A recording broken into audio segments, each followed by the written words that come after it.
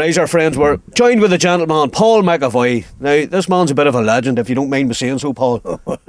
Oh, not at all, no. Paul, for the benefit of our viewers here in the Banter show, will you tell them about Paul McEvoy? Well, I was born on the 10th of July 1921 in Hounslow, Middlesex, London. Wow. And of course, came here and came there. And my parents and that, we went to live in Warren Point. And my first public school was St. Peter's Boys. Very and good. Then I went from there to St. Coleman's and quite a good career there and enjoyed it. And then I, during the war, I worked with the RAF and the 8th US Air Force. Wow. And I was supposed to go to Italy, but something happened. I didn't go to Italy. You didn't? No. Oh, we'll not go into that then. And then I was with the Air Ministry, and we would go to a place called Habana, and that was in North Africa, and the Africa Corps, as a German, it was a place that changed arms maybe 2 or 3 times a day. Wow. Unbelievable. On the day that I was booked to go, the war collapsed. And I didn't go. And I didn't go. Oh, you're some kid. You're a fresh man for 95, I have to say. And then I took an interest in acting. Uh-huh. And I was in Warren Point Dramatic Society. Daddy Longlegs. I was in it. And I was the, I suppose you'd call him what could you call him now? Was some form of a senior, I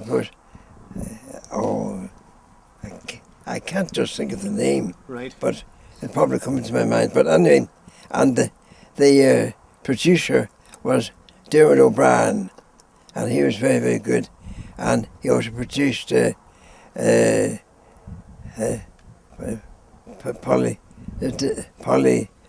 Daddy Longlegs, and also too he produced lots of other plays too. Yes. But anyway, he was of course from a family of play actors and things like that. You see, yes. Well then, I took part in 2 pantomimes in Warren Point, Jack and the Beanstalk, the very first pantomime produced by the late Frank Hanna, and also to Robinson Crusoe. Wow.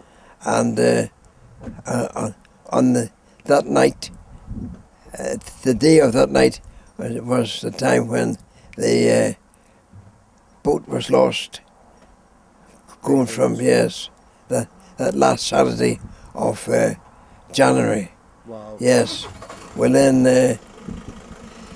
I turned into photography and writing to newspapers, things like that, and I met lots of people, and I met the American consul some time ago, and as a result of it, and the result being that I go every Saturday and the last Saturday in June for the American celebrations to the consul in Belfast. Oh, Belfast. Yes. Oh, good man. But unfortunately, I don't know what the situation will be this year. He's been transferred to the White House. Oh. So I haven't met. You're mixing with all the big boys then. This man's mixing with all the big boys. And he's an actor as well. Phil Howard, Tom Begley, Andy Nolan, all the friends in London and Manchester that do the acting. Oh, yes. So we're going to get this man in a few movies coming up. And why not? Yeah. And you're also caretaker in Warren Point Park for... A caretaker gardener in Warren Point Park. And then, and also too, I was a rent collector. Well, the rent collector was a temporary job, you see. Were people hiding behind the sofa when you came to the door? No, they're all right. I had no trouble. I enjoyed it well. It was very open, good, out and about. And then I finished. I was also too a caretaker gardener in the Warren Point Park, and unfortunately I had an accident to my knee as a result of the mower skidding and came back and hit me, knocked me off, and I still carry the tracks of it yet. Unbelievable. Yes. So then I was transferred into a security officer in Francis Street, but that's no longer there now. Right. It's And, gone. and I knew the late Mr. Heslip and Mr. O'Hagan, and also to all those people who were the clerk of the council. Well, then I was with the Warren Council for about nearly 6 years. Yes, with them, and their former town clerk was the late Vincent Crawford, and he was the last of the Warren Point Council, and the last chairman is still living yet, Jim McCart. Jim McCart's still going, is he? Yes. Big razor, Jim McCart. Yes, and he was the last chairman in 1973. Wowee. And you're 95. 95, yeah. And look at the head of hair this man has. Could you keep me in the clippings, will you? Oh, indeed. And I was married, but unfortunately my wife died, and that was it. But I have a family and grandchildren and great-grandchildren. And they're all looking after you. Well, they're looking after me. Doing their best, and I have one great daughter-in-law, and she's incidentally a Newry girl. Oh. She's Martina McManus, as used to be, but she's now my son John's wife. Oh. And she's wonderful. Big shout out to Martina and John there. Give Hello them there, and she's like Jed, she's my minder. Oh, keep looking after him. Yes. He's a bit of a rascal. And I must pay tribute to Jed. Sometimes he does give me a bit of eating, but I don't bother. I meet those fellas every day. So he's a wonderful minder. Good. Make sure I get home safe and sound. Make sure I don't fall, and make sure I get my meat. Oh, and get the grub into you yeah, too. Oh, yes. Better than anyone else. Good man. Oh, yes. One of the best, yes. Well, Paul, it's an absolute pleasure to talk to a man of your calibre. Thank you very much indeed. Thank you. You're very welcome. Yes. You're always welcome on the Banter show. Oh, yes, sure. So I'd probably be up in Newry. I know old friend Rowan Hand. Oh, Rowan!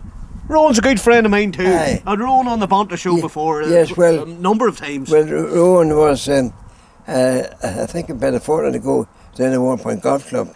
We got his photograph taken, and he's dressed like a Brahmin priest. Oh, he's a queer boy, Rowan, isn't he? He's some baby Rowan. Yes, Razor Rowan. Yeah, he's a great character, isn't he? Yes. A good friend of mine, and he's a real gentleman. So I want to thank all my family and all my friends and relations for all they had to give me. There you go. Only in the Banter show, friends. You heard it from the main man himself, Paul McEvoy. Paul, thanks for talking to us. Thank You're you an absolute gentleman. Yes, thank you. And we'll get you again. We'll talk to you again, yeah? Oh, by the way, I should have mentioned, I've forgotten the name. I played the part as a warden of the children's home in Daddy Longlegs. That was it. There you go. There's something wrong if we can't get you in a movie this year. And it had a background of Meath.